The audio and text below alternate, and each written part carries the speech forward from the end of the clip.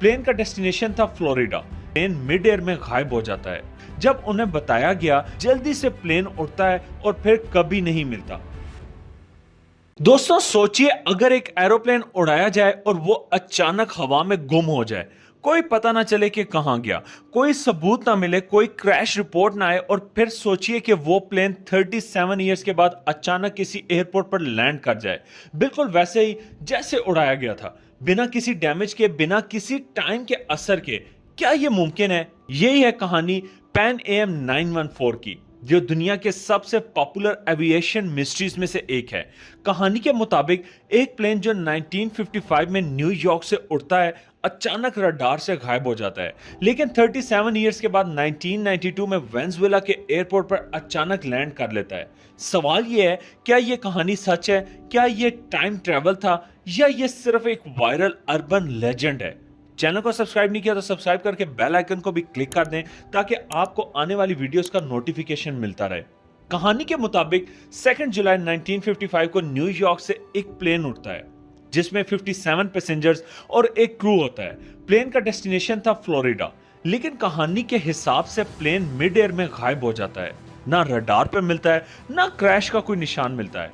फिर अचानक 5 मई 1992 को वेनेजुएला के कैराकस एयरपोर्ट में एक ट्रैफिक कंट्रोलर को एक पुराना मॉडल का प्लेन नजर आता है। जब उन्होंने उस प्लेन से कांटेक्ट किया तो पायलट ने कहा, यह पैन AM फ्लाइट 914 है, हम न्यूयॉर्क से फ्लोरिडा जा रहे हैं।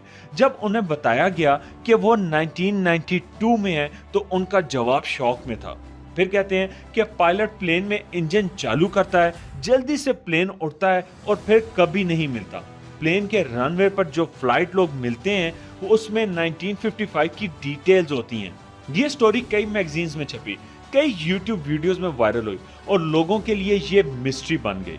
अब अगर हम इस स्टोरी का एनालिसिस करें तो सबसे पहला सवाल ये उठता है, क्या पैन AM फ्लाइट 914 की कोई ऑफिशियल रिपोर्ट है? जब हम FAA के हिस्टोरिकल रिकॉर्ड्स को चेक करते हैं तो ऐसी कोई फ्लाइट रजिस्टर्ड नहीं मिलती। ना ही 1955 में कोई ऐसी फ्लाइट की मिसिंग रिपोर्ट मिलती है, ना ही 1992 में वेनेजुएला के किसी ऑफिशियल डॉक्यूमेंट में ऐसे प्लेन की लैंडिंग की कोई तस्दीक होती है। और जब हम इस कहानी का सोर्स चेक करते हैं तो ये कहानी सबसे पहले एक tabloid magazine weekly world news में पब्लिश हुई थी, जो एक फिक्शनल और एंटरटेनिंग स्टोरीज पब्लिश करने के लिए मशहूर है, जहां एलियंस, टाइम ट्रैवल और सुपर नेचुरल इंसिडेंट्स को एग्जैजरेट करके लिखा जाता था। कुछ सोर्सेज ये भी कहते हैं कि ये कहानी 1990s में जब पॉपुलर हुई थी, जब इंटरनेट पर कॉन्स्पिरेसी थ्योरी वेबसाइट्स ने इसे वायरल कर दिया, और आज भी कई लोग इसे रियल समझते हैं, क्योंकि कहानी इतनी इंगेजिंग लिखी गई थी कि लोग कंफ्यूज हो जाते हैं। साइंटिफिक एक्सप्लेनेशन के मुताबिक ऐसा कोई टाइम लूप या वार्म होल जिसमें एक प्लेन पूरे 37 इयर्स तक डिसअपीयर हो जाए और बिना किसी असर के वापस आ जाए, साइंटिफिकली अभी तक इम्पॉसिबल माना जाता है। ना ऐसी कोई आई विटनेस रिपोर्ट मिली, ना किसी एयरपोर्ट के ऑफिशियल रिकॉर्ड में इस फ्लाइट का कोई मेंशन है।